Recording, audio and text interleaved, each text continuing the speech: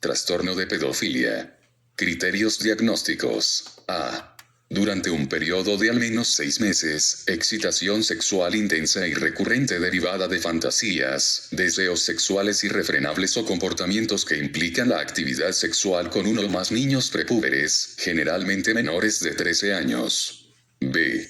El individuo ha cumplido estos deseos sexuales irrefrenables, o los deseos irrefrenables o fantasías sexuales causan malestar importante o problemas interpersonales. C. El individuo tiene como mínimo 16 años y es al menos 5 años mayor que el niño/niños del criterio anota. No incluir a un individuo al final de la adolescencia que mantiene una relación sexual continua con otro individuo de 12 o 13 años. Especificar si. Tipo exclusivo, atracción exclusiva por los niños. Tipo no exclusivo, especificar si. Atracción sexual por el sexo masculino, atracción sexual por el sexo femenino, atracción sexual por ambos sexos, especificar si. Limitado al incesto. Características diagnósticas. Los criterios diagnósticos del trastorno de pedofilia pueden aplicarse tanto a los individuos que admiten libremente este tipo de parafilia como a aquellos otros que niegan categóricamente cualquier atracción sexual hacia los niños prepúberes, generalmente menores de 13 años, a pesar de haber considerables pruebas objetivas de lo contrario. Entre los ejemplos de admisión de esta parafilia se incluyen el reconocimiento franco de un marcado interés sexual por los niños y la confesión de que ese interés sexual por los niños es mayor o igual que el interés sexual por las personas físicamente maduras. Si los individuos también se quejan de que sus deseos o preferencias sexuales por los niños les están causando problemas psicosociales, pueden ser diagnosticados de trastorno de pedofilia. Sin embargo, si estos individuos refieren ausencia de sentimientos de culpa, vergüenza o ansiedad a causa de estos impulsos parafílicos, no están limitados funcionalmente por sus impulsos parafílicos, según sus propias referencias, por valoraciones objetivas o por ambas, y sus antecedentes legales, así como lo que ellos mismos refieren, indican que nunca han actuado bajo esos impulsos, entonces esos individuos tienen una orientación sexual de pedofilia, pero no un trastorno de pedofilia.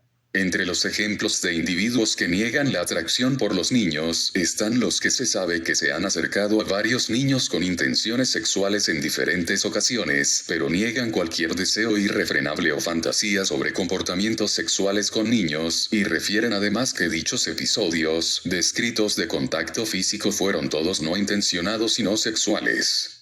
Otros individuos pueden reconocer episodios anteriores de comportamiento sexual que incluyan a niños, pero rechazan a su vez cualquier interés sexual importante o persistente en ese comportamiento. Desde el momento en el que los individuos niegan tener impulsos o fantasías que implican niños, pueden también negar sentir malestar subjetivo. Estos individuos todavía pueden ser diagnosticados de trastorno de pedofilia a pesar de la ausencia de malestar que puedan referir siempre que haya pruebas de comportamientos persistentes recurrentes durante 6 meses, criterio A, y de que dichos individuos han actuado con deseos sexuales irrefrenables o tenido problemas interpersonales como consecuencia del trastorno, criterio B. La presencia de varias víctimas, como se apunta más arriba, es una condición suficiente, pero no necesaria, para el diagnóstico. Esto es, el individuo puede todavía cumplir el criterio simplemente reconociendo su interés sexual preferente o marcado por los niños. La cláusula del criterio A en la que se indica que los signos o síntomas de pedofilia han persistido durante 6 o más meses se ha establecido con el objeto de asegurar que la atracción sexual por los niños no sea meramente transitoria.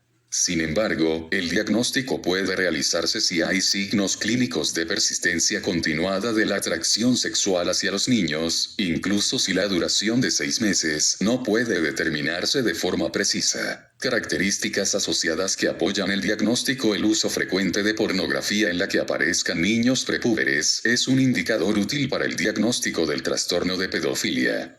Es un ejemplo concreto del caso general según el cual las personas probablemente consumen la clase de pornografía que se corresponde con sus intereses sexuales. Prevalencia. La prevalencia del trastorno de pedofilia en la población se desconoce. La máxima prevalencia posible del trastorno de pedofilia en la población masculina es de aproximadamente un 305%. La prevalencia poblacional del trastorno de pedofilia en las mujeres es todavía más incierta, aunque probablemente es una pequeña fracción de la prevalencia observada en el hombre. Desarrollo y curso. Los hombres adultos con trastorno de pedofilia pueden referir que se dieron cuenta de su interés sexual intenso o preferente por los niños en la época de la pubertad, la misma etapa en la que los hombres que más tarde preferirán a parejas físicamente maduras son conscientes de su interés sexual hacia los hombres o las mujeres. Tratar de diagnosticar el trastorno de pedofilia a la edad en que se manifiesta por primera vez es problemático por la dificultad que entraña diferenciarlo durante la adolescencia del interés sexual por los iguales propio de la edad o de la curiosidad sexual. De este modo, el criterio se requiere el diagnóstico de un mínimo de 16 años de edad y de al menos una edad de 5 años más que la del niño o los niños del criterio a la pedofilia per se parece ser un trastorno de por vida.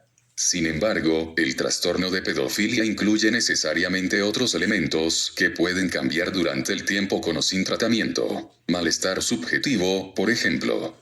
Culpa, vergüenza, frustración sexual intensa, sentimientos de aislamiento o deterioro psicosocial, o la tendencia a motivarse sexualmente con niños, o ambas. Por tanto, el curso del trastorno de pedofilia puede fluctuar, aumentar o disminuir con la edad.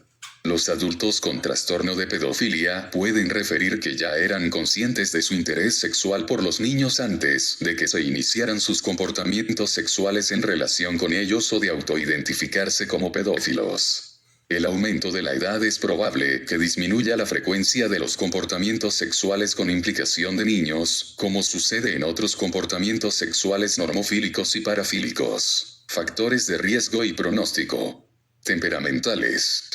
Parece que existe una interacción entre la pedofilia y el comportamiento antisocial, por lo que los hombres con ambos rasgos es más probable que mantengan relaciones sexuales con niños. Por consiguiente, el trastorno de la personalidad antisocial puede considerarse un factor de riesgo para el trastorno de pedofilia en los hombres con pedofilia. Ambientales. Los hombres adultos con pedofilia a menudo afirman haber sido objeto de abusos sexuales en la infancia. No está claro, sin embargo, si esta correlación refleja una influencia causal entre el abuso sexual en la infancia y la pedofilia en la edad adulta. Genéticos y fisiológicos. Dado que la pedofilia es condición necesaria para el trastorno de pedofilia, cualquier factor que incremente la probabilidad de la pedofilia incrementa a su vez el riesgo de presentar el trastorno de pedofilia. Existen algunos indicios de que una alteración del neurodesarrollo en el útero incrementa la probabilidad de desarrollar una orientación pedófila. Aspectos diagnósticos relacionados con el género. Las pruebas psicofisiológicas de laboratorio que miden el interés sexual y que a veces son útiles para el diagnóstico del trastorno de pedofilia en los hombres, no son necesariamente útiles para diagnosticar este trastorno en las mujeres, ni siquiera si los métodos empleados son idénticos, por ejemplo. El tiempo de observación, o análogos, por ejemplo. Pletismografía de pene y fotopletismografía vaginal. Marcadores diagnósticos. Las medidas psicofisiológicas del interés sexual pueden a veces ser útiles cuando los antecedentes de la persona sugieren la posible presencia del trastorno de pedofilia, pero el individuo niega cualquier atracción intensa o preferente hacia los niños. La pletismografía peneana es la prueba más ampliamente investigada y que hace más tiempo que se usa para realizar dichas medidas, pese a que la sensibilidad y la especificidad del diagnóstico pueden variar de un sitio a otro. El tiempo de observación, que emplea fotografías de personas desnudas o con poca ropa como estímulo visual, se utiliza también para diagnosticar el trastorno de pedofilia, especialmente en combinación con los datos aportados por el paciente.